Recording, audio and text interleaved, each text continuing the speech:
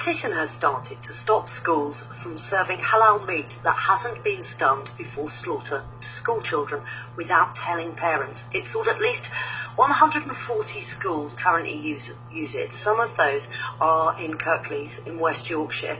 Lisa Holmes is a Conservative councillor there. Lisa, thanks for being with us. So tell us what's happening. What are your concerns?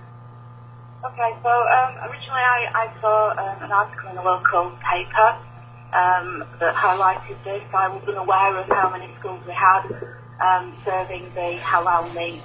I've since learned that we've got 42 schools serving the non-stunned halal meat, and 16 of those are offering no alternative meat to their pupils. So the only actually started, it's not my petition, but I am backing it. And I'm advertising it heavily on local social media and on the Facebook. And we're already halfway there with signatures to trigger a council debate.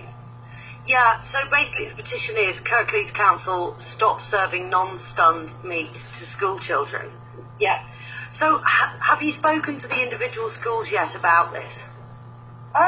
No, and I wouldn't actually be planning to take that route of speaking to the schools, but I couldn't do that anyway if I wanted to, because Kirklees Council refused to tell me which schools the 42 are. So I don't actually know which schools are involved in this. I mean, I suppose they're not. I mean, I don't know if they're required to, are they? So how do you know? I mean, how do you actually know what the practices are with each of these schools if you haven't spoken to them? Well, I've had some confirmation from Kirklees Council themselves, from the leader and the portfolio holder. Mm-hmm. They've confirmed that we are serving halal in the schools, although they didn't mention the non-stun element in the emails I've had. And actually, it's the Times newspaper who shared the information they've received from the council that's highlighted that we've got these 16 schools that are serving halal and nothing else. So a lot of the information comes from, a couple of different sources.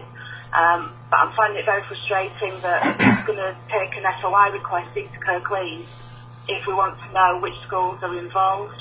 But my position is that I'm absolutely in support of serving halal in schools. I have no issue with that and completely understand the need for it. But I have a major issue with it being non-stun slaughter, and I'm completely against this. I've seen nothing that makes me think that is the right thing, and definitely nothing that squares it up with me with regards to animal welfare. It just really worries me. Briefly, what are parents saying to you in your constituency? Most parents, some don't have a problem with it, but the vast majority I've had communication with are saying that they are equally unhappy. And the other element, as I said as well, it's not just the fact that we've got halal in schools, it's the fact that in these schools where halal has been served, we've got 16 schools that are offering no alternatives. So I've been told by the cabinet member, if you don't want halal, you can have vegetarian or fish.